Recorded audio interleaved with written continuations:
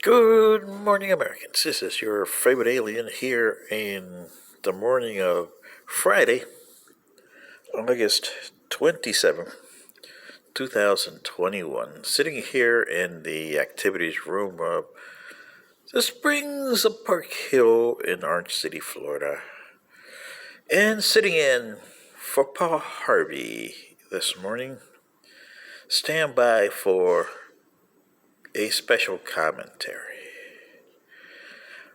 Well, if Mr. Paul Harvey were alive today and seems what went on yesterday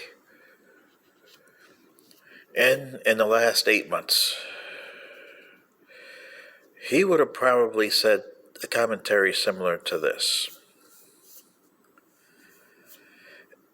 And he would say, Americans, our republic has been through thick and thin. We've survived 4 devastating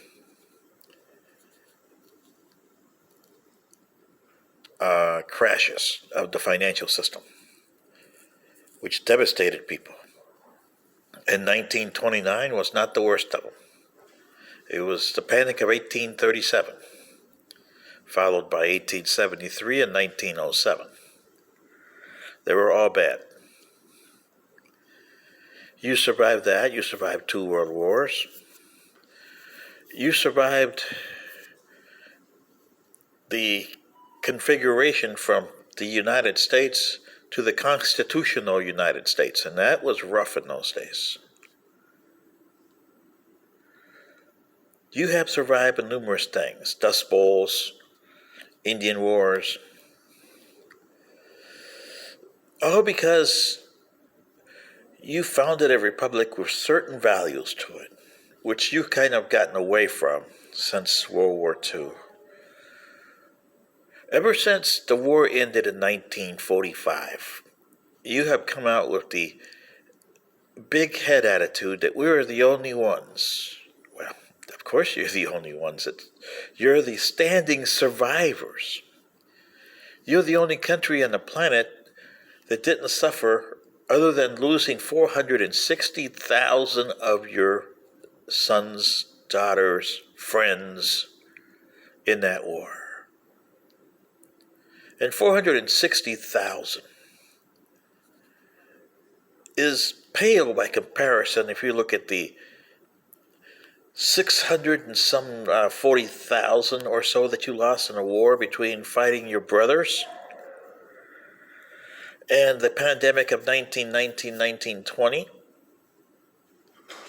which you lost 628,000, or the pandemic of the COVID-19 today, which you've lost over 650,000 now today.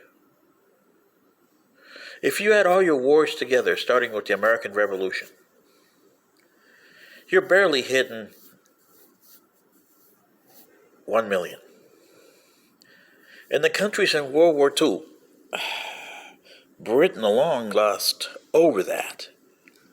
Russia lost over 20 million, if you count all civilians. You count all civilians in Britain, you may be looking at almost 2 million. France, they lost pretty big time too. Italy lost big time. Japan, big time loss. Germany, oh yeah, they lost a lot.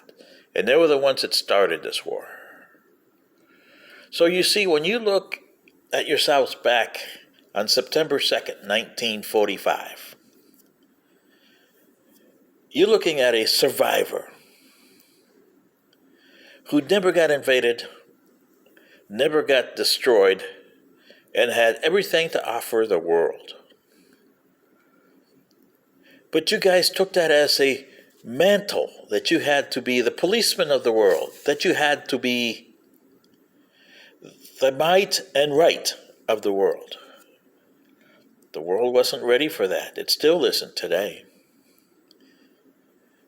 And you have paid the price.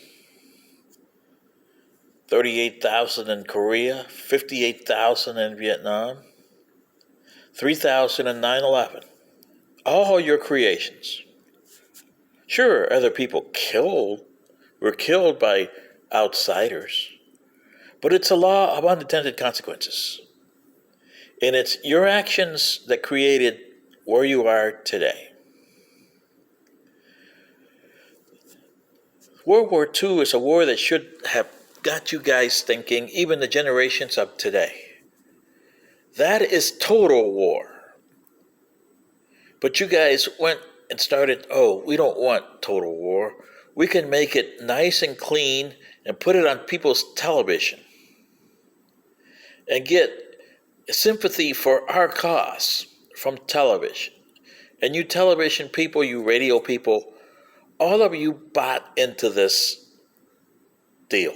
It's not American ideals.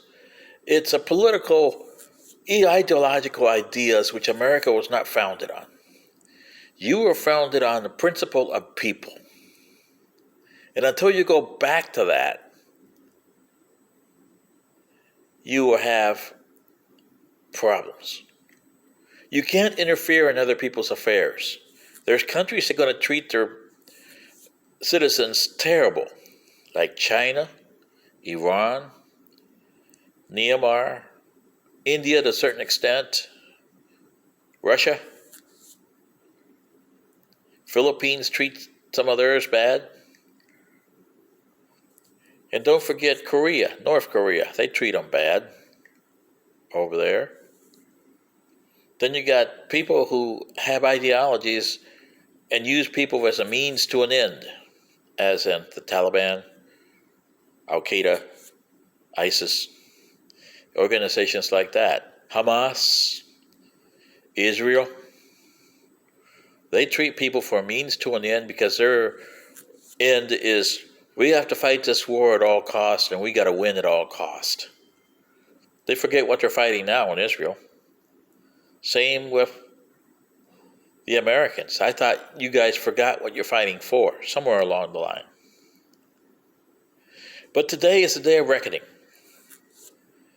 You get the two political systems, Democrats and Republicans, which have the same stupid idea, one coming from the right, one coming from the left.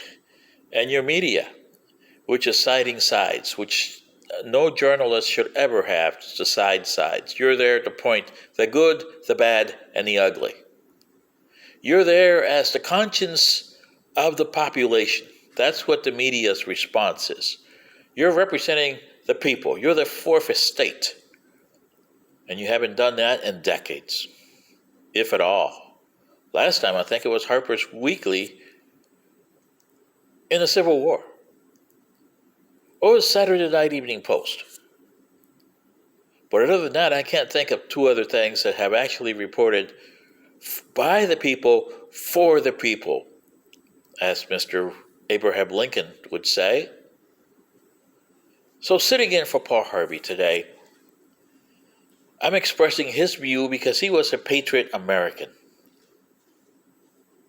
And I'm trying to express his view as he would have expressed it to you, as a patriot American. If I was an American and being patriot, I would be so angry at you people for not following what our founding fathers wanted this country to be and created a legacy of hate, a legacy of ineptness, a legacy of political, economic, and social discourse. You guys are better than that. But somehow or another you ran off the train and are running on the rails. Are you going to fix it? I have no idea. Mr. Harvey, if you can hear me up there with the boss, I have no idea if your citizens here can ever fix their country. Sitting in for you, this is your favorite alien. Good day.